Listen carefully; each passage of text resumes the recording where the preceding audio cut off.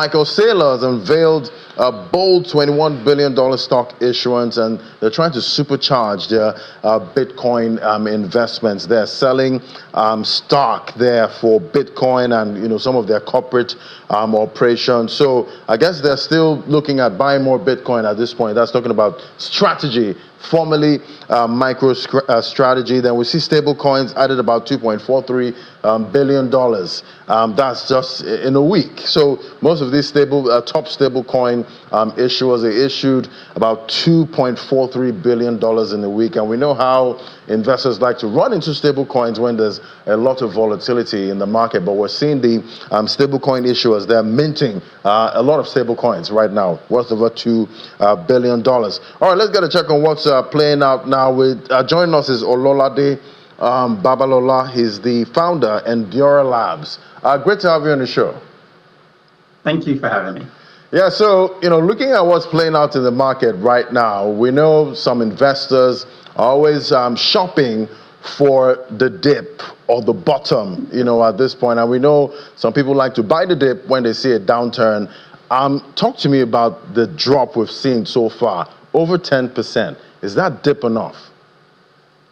To be fair, we've been in an uptrend for quite a while, but nobody tends to want to admit that. So these corrections are understandable. However, I would not kind of just pass them off that casually, because we also have the economy going through policy changes with the tariffs and all that. So, I mean, the markets are driven by emotion. So some people are panicking, and other people are bold enough to want to go shopping. Is the dip enough? We really can't tell. I think with everything going on with policy and tariffs, we really don't know where things are going to go. So we might dip further. But like I always say, people ask me how I stay calm in these situations, and I say until something really catastrophic happens globally or whatever the case is, that's maybe when I feel like it's time to panic. But right now, it's things that need to happen. While Trump is being somewhat heavy-handed, these things need to happen. So I'm not going to say that it's unprecedented. It's understandable. We might go further, and for all you know, we might not. But it's a good sign when you hear that stablecoin issuers are minting billions of dollars, which means some people are about to go shopping. So for all we know, it might not last that long, but nobody can predict these things. Right, and we know some people that are in this industry, they're either in it for the money or mostly in it for the money, but some still say they're in it for the tech. So is it time now that the rising price euphoria seems to be dying down, is it time to focus on the tech now? It probably is. What's crazy is I had zoomed out of the crypto space from a speculative standpoint for quite a while. And it got accelerated with the whole meme coin mania. It just became a bit of a mess personally for me. However, builders have not stopped building. So that's been going on. However, the attention kind of left the builders and went to the casino. And that being said, a part of me has said what you've said, where I really can't wait till maybe I just pulled the stats out of nowhere, where this 80-90% attention on memes kind of reduces and corrects to maybe a 30, whatever the right healthy percentage is, so that people are focusing more on utility and things like modularity or artificial intelligence, things that potentially make a world of difference. So is this the dip that shakes out people who have just been playing in a casino? A part of me, unfortunately, maybe hopes that we stabilize. I understand that memes are supposed to be there, but when they're a majority of everything, it's a bit troubling. So I'm also optimistic of the fact that maybe that's what gets the stability we need back on course.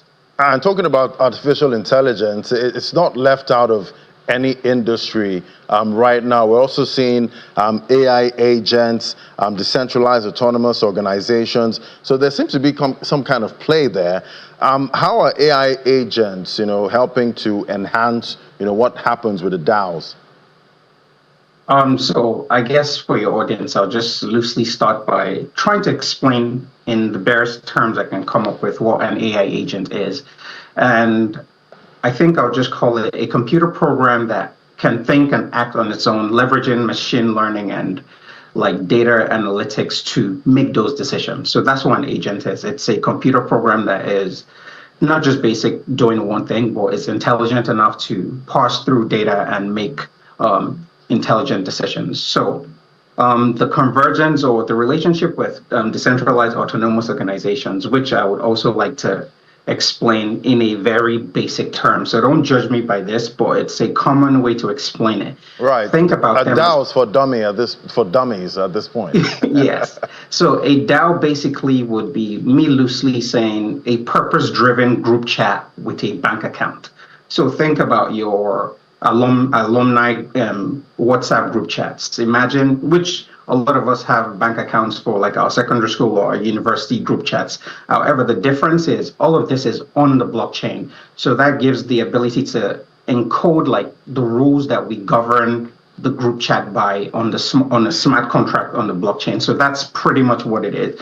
And AI makes total sense because it's always been wild to me how the autonomous in the middle of the DAO has never really been autonomous because things are happening manually.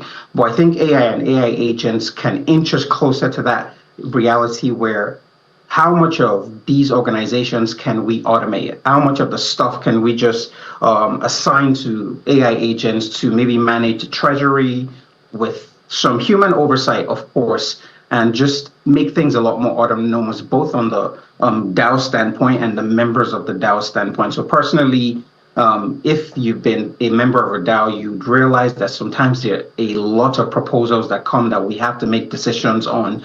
I would want an AI agent to understand my voting patterns or the type of person or member I am within that DAO and make those votes for me. So as a member, there is that AI agent centric solution. And as the DAO, maybe little decisions, taking notes of community calls with all the DAO members on the call, making decisions with respect to maybe a threshold of financial decisions, or deploy this capital to this other DAO since we're partnering with them, and all those type of things. So I think AI agents will definitely be inching DAOs to a closer form of utopia that we have always imagined, with organizations just being autonomous and operating as efficiently as possible.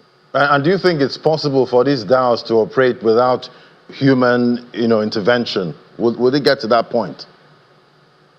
I would say that we don't, personally, let me always put that disclaimer. I am not sure we want to get to a place where there's no oversight. I think they can. However, I think it's always going to be important to have some human oversight. I will call this out.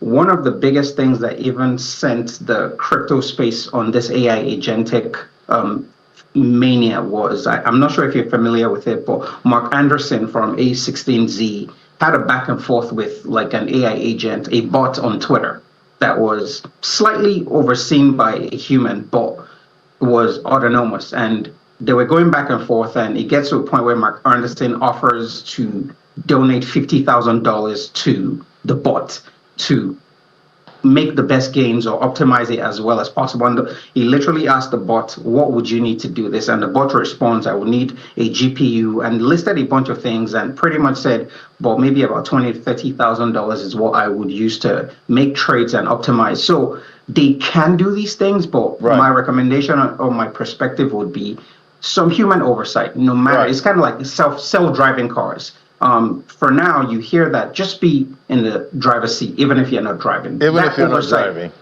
Exactly. That oversight is very valuable because we also don't want the machines to take over, because we've heard situations where I've watched some movies. I've watched some movies about AI, taking over, and they're quite scary, sometimes. But thank you so much. Ololade Babalola is the founder and Diora Labs. It was great having you today. Thank you. Thank you for having me, Ladi. Great chat. Yeah.